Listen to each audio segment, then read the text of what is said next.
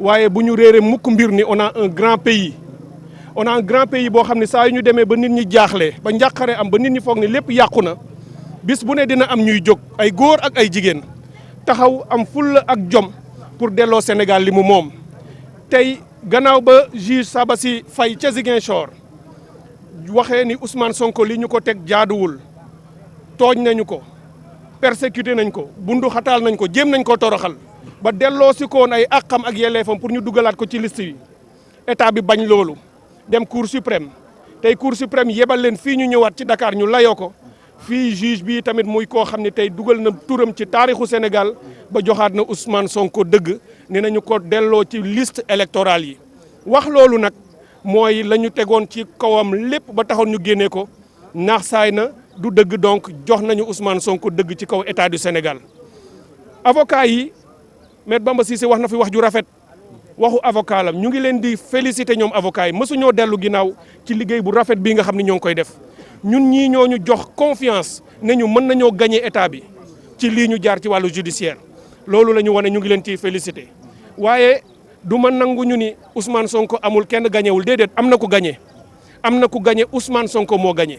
Ousmane Sonko moo gagné parce que Ousmane Sonko moo sësoon ci bëgg-bëgg askan wi moom ak askan wi ñoo bokkoon nekk benn camp parce que li ëpp ci askan wi tey kuy waxal yàlla da ngay xam ne bëgg nga Ousmane Sonko bokk ci élection yi li ëpp ci askan wi bëgg nañu mu nekk seen candidat ñu tànn ko kooku nag état bi ko bëggoon gàntal di fexe ay pexe pour Ousmane Sonko bañ a bokk bu ñu ñëwee ba yoon daan état boobu kon état bee ñàkk tey am na ku gagné am na ku ñàkk loolu mooy lii réalité politique am na ku gagné am na ku ñàkk état du Sénégal a perdu devant Ousmane Sonko ses avocats et ses partisans bu ñu waxee loolu ba noppi nag la ñuy doog a mën a wax lan mooy conséquence bi li ma dégg avocat bi wax rafetlu naa ko maa ngi ciy jaar di def appel au président Macky Sall boo jéemee jéem mu të nga fexe ay at di jéem a bundu xataal nit mu të nga fexe persécuté ko jël ko ba tëj ko ci kaso bi foog ni daan nga ko ba lépp jeex na waaye fu mu demee bu jaaree yoon rek mu gañe la da ngay xam ni yàlla nanguwul li nga bëgg a def nga dellu ginnaaw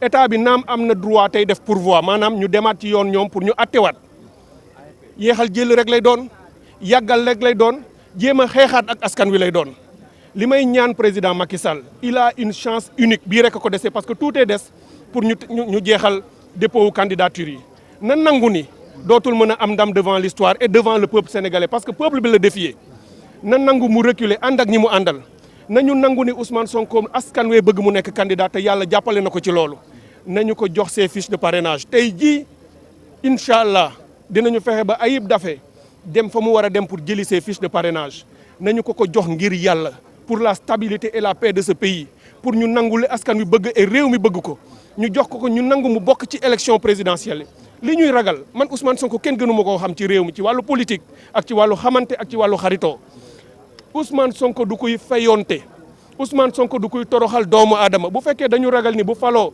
dana leen toroxal wala dana leen tëj wala mu leen di def loo xam ne lii jaaduwul lépp lu yoon laaj nag ci réew mi ñu bind ko ni yoon ni lay doxee incha allah moom xam naa ni dina ko doxal bu soobee yàlla waaye di topp nit pour toroxal ko melul noonu nañu jàpp ni tey am nañu chance bu rëy a rëy fii ak ñaari weer ñu tegaat ci àddina bi loo xam ni turu Sénégal dina jóg ak raayam ba faw maanaam képp koo xam ni war ngaa bokk ci élection yi en commençant par Ousmane Sonko ñu bàyyi ko mu ñëw bokk ci élection yi bu ko sénégalais yi tànnee mu passé pouvoir bi ak Macky Sall mu jox ko Macky Sall ñu gunge ko mu dem leneen la cay am loolu mbiru yoon la du mbiru kenn du Ousmane Sonko koy décider waaye bu boobaa Sénégal dana ci jóg taxaw may profiter di wax président Macky Sall na jàpp lii aussi mu def ko leçon mu xam ne ñu jàpp ci kaso yi tëj leen ci ay prétextes yu fallacieux ci ay loo xam ne ni tegul ci yoon nañu leen bàyyi ñu génn ñu apaiser réew mi tey réew mi dafa soxla ku ko dajale réew mi dafa soxla ku bës xol yi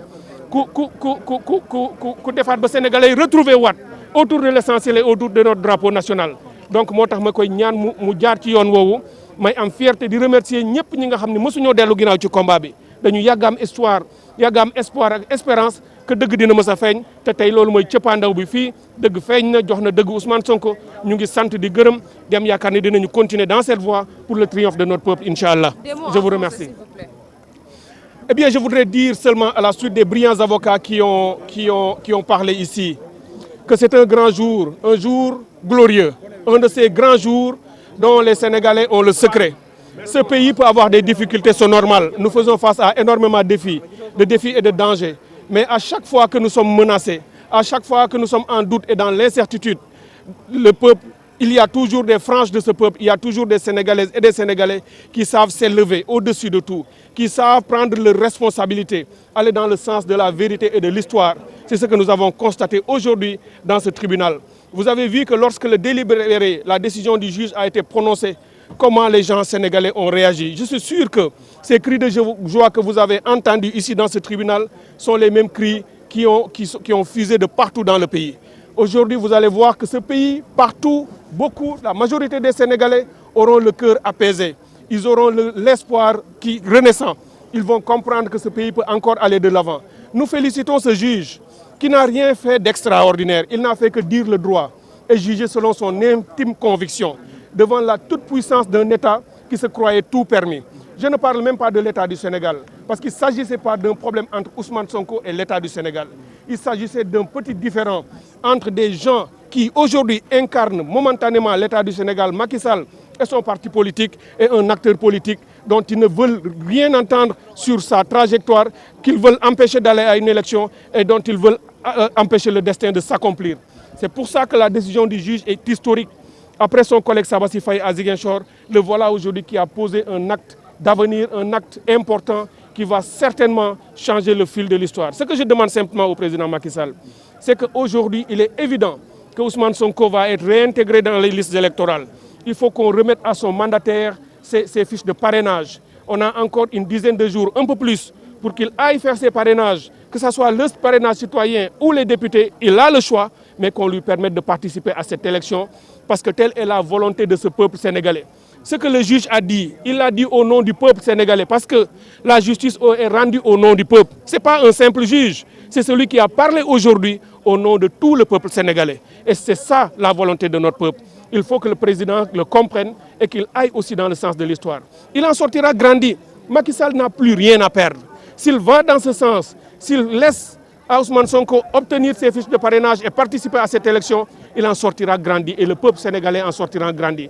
Donc c'est pour redire encore ma fierté aujourd'hui d'avoir toujours cru qu'on pourra obtenir gain de cause. C'est ce que nous avons obtenu aujourd'hui et nous nous en félicitons.